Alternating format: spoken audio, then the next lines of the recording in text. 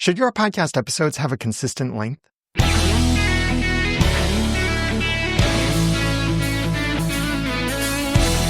Thank you for joining me for the Audacity to Podcast. I'm Daniel J. Lewis. Unlike traditional broadcasting, there are no show clocks, scheduled ad breaks, or rigid time slots for podcasts. So should you then care about publishing episodes of different lengths? Maybe one episode at 15 minutes, one at 30, one at 15, one at 10, one at 45 minutes, one at 2 hours. Should you really care if you have episodes that are different lengths like that? While I think episodes don't have to be the same length, there are some considerations. So I don't have a straight yes or no for you on this, but some things for you to think about. But in general, I think they do not have to be the same length. However, here are some things for you to consider. Number one, what does your audience expect? People don't usually pick a podcast because of its episode lengths. Hey, you gotta check out this podcast. It doesn't matter what it's about, but the episodes are 26 minutes long. No way, a 26-minute long podcast? That's exactly what I've been looking for. Sign me up right now. No one does that. But they do often prioritize their listening based on the lengths of the episodes. I know I do this. I have my podcasts in multiple playlists inside my podcast app. And I do have a playlist for the quick episodes. And I have a playlist for everything else. I don't have a playlist for long episodes. But I do prioritize some of my personal listening based on the lengths of the episodes. For example, if I know that I have only a short amount of time to listen to a podcast, then I might pick something a little shorter. However, usually I'm choosing based on the kind of podcast I'm going to listen to and whether I know if it's a podcast that is easily interruptible that I can listen to, pause it, maybe even for a few days and then come back to later, or find a good time to pause it. And most of the podcasts I listen to do work that way. Whether they're comedy, news-related, or anything else like that, they often have those moments very frequently in the episode where I could easily pause them. Like, take, for example, That Story Show, my all-time favorite podcast. It's a clean comedy podcast. They're telling funny life stories in that podcast. So I could pause it between a story. The stories don't last very long. Each story they share is maybe a few minutes at most. So I could easily pause it. So I know that even if an episode is an hour long, it's not an hour-long commitment for me, but I can listen to it, pause it, come back to it later. That's the way that a lot of people actually consume their podcasts.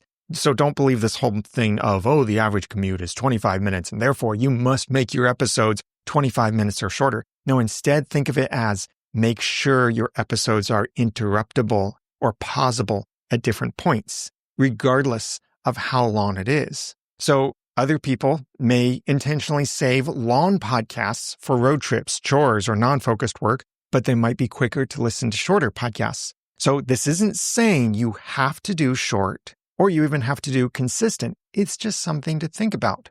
And note that I specifically said podcasts several times here and not episodes. Remember, last episode, I talked about how podcast really should refer to the whole series, not the individual episodes. And here, I am talking about podcasts as a whole because your podcast will build an expectation in your audience's mind for how long its episodes usually are, even if you don't explicitly say so. For example, I know that episodes of No Agenda with Adam McCurry and John C. Dvorak are usually 3 to 3.5 hours long.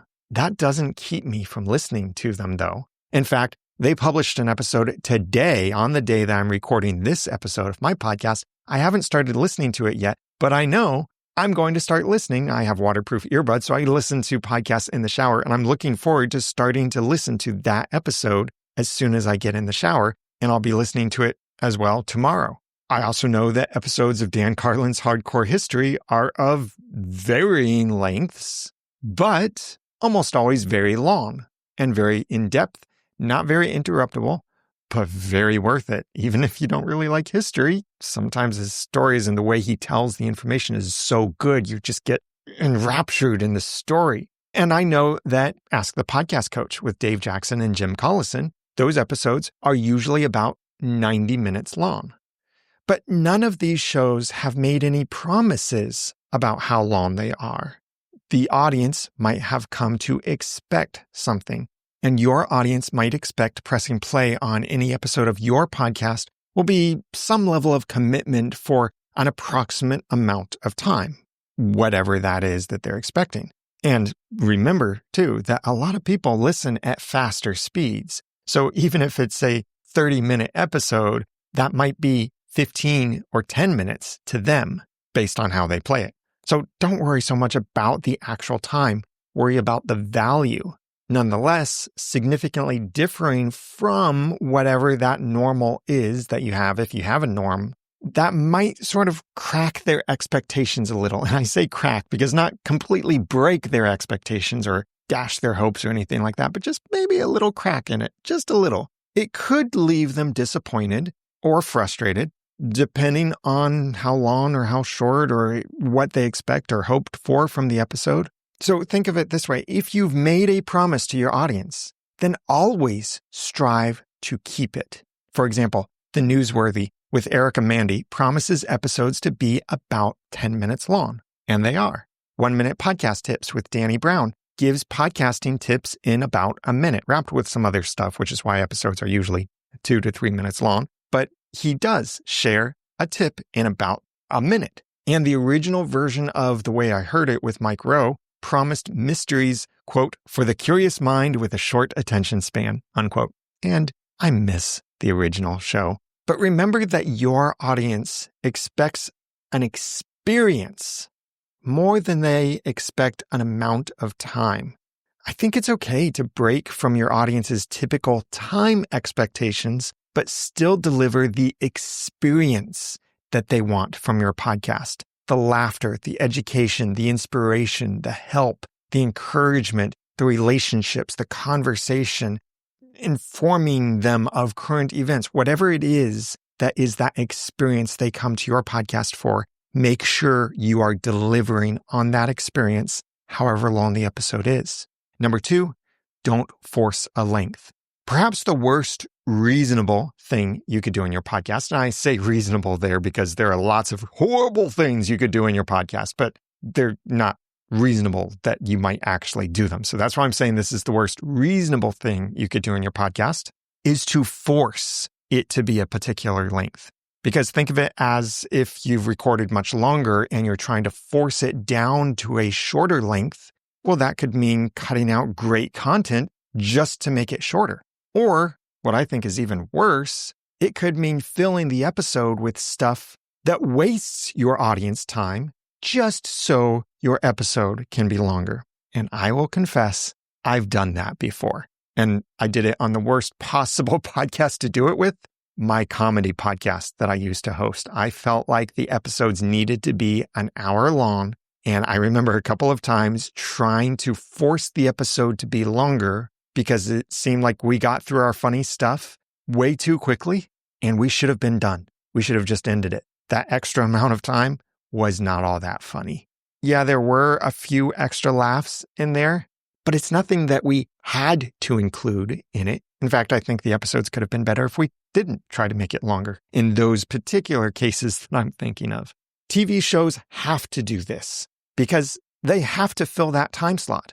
If it's an hour-long show, and we put that in quotation marks because an hour-long show is more like 42 or 43 minutes because of the ad breaks in it, but they can't go longer than that hour because that goes into the next time slot for the next TV show. So they have to end so that the next show can start. And side note, this frustrates me when a streaming show, something that you can only get on a streaming platform like Disney Plus, Netflix, Hulu, Amazon Prime, whatever. It frustrates me when I can see that the episodes are consistent lengths because that tells me that they edited it to that length intentionally, but for no good reason other than the possibility that the show may be traditionally broadcast someday. And that's why they're trying to keep it to the broadcast clock instead of just letting the episodes be as long or as short as they need to be. However, I'm seeing on some of the more modern shows, especially lately, I am seeing varying lengths. where one episode might be 50 minutes long and another episode is an hour and 8 minutes long.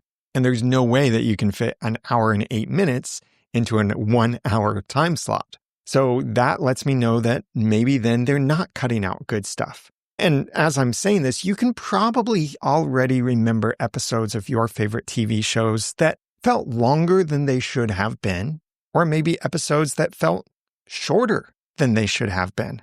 I did a podcast about the TV show Once Upon a Time, and there were several episodes of the show that they had story to move along, but then they had other stuff that really felt forced into the story. Like the episode could have been just as good without those extra scenes or without that storyline or anything like that, because that storyline didn't add any value. It didn't move along the plot. It didn't help us get to know the characters better. It was just the same old, repeated.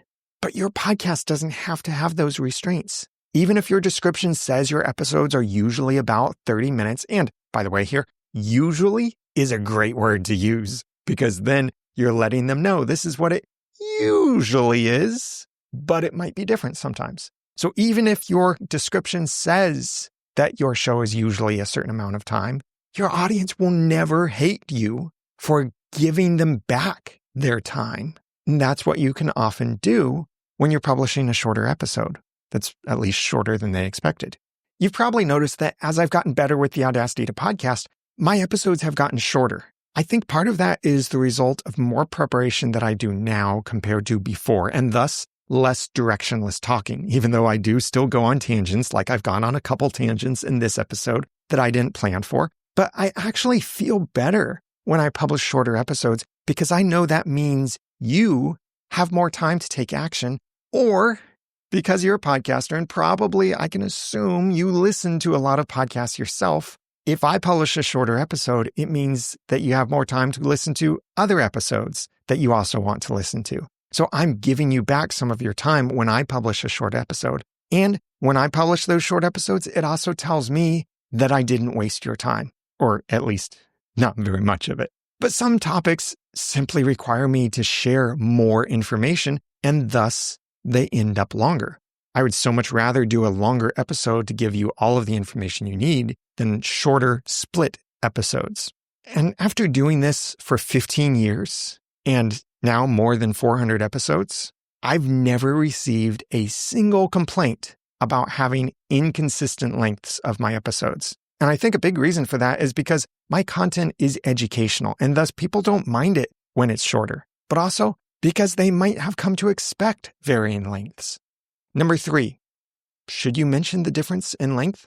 Whether your episode is much shorter or longer than your usual, if you acknowledge that difference, is ultimately up to you. But here's my main suggestion. Be positive and don't apologize. Here are a couple examples so you can think about how these would feel if you heard them in your favorite podcast that you listen to. Someone might say, I'm sorry this episode went long, but I had a lot to share. See, that's an apology. Versus saying something like, this episode is longer than usual because there's so much to love here. See, that's more positive. It's setting up the expectation of, yeah, it's longer, but it's longer because there's a lot of great stuff in this.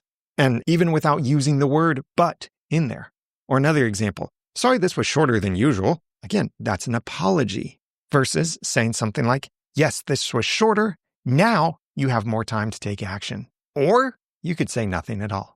Thus, the most important things for you to remember are to keep your explicit or implied promises to your audience and don't force the length.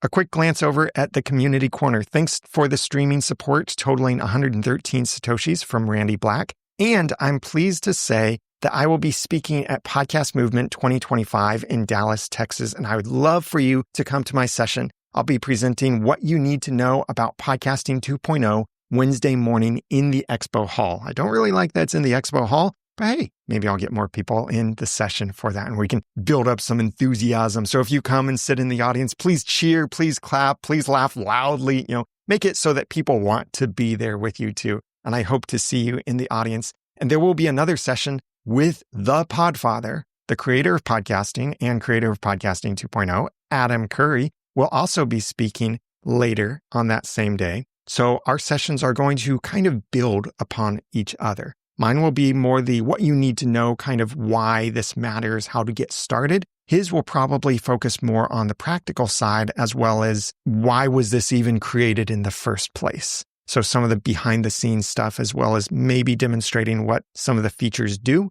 I'll be focusing more on why you should even care, as well as why some of the features are exciting. And if you love the Audacity to Podcast and value the podcasting inspiration and education I provide, would you please consider giving back what you feel it's worth to you? Whether that's $1, $10, $1,000, if you feel like that, it's totally up to you. You can go to theaudacitytopodcast.com/give back or stream Satoshis or send a boostergram through your Podcasting 2.0 app. Or even, it doesn't cost you anything at all, get another podcaster listening to the Audacity to Podcast. Now that I've given you some of the guts and taught you some of the tools, it's time for you to go start and grow your own podcast, no matter the lengths of the episodes that you publish, for passion and profit. I'm Daniel J. Lewis from theaudacitytopodcast.com. Thanks for listening.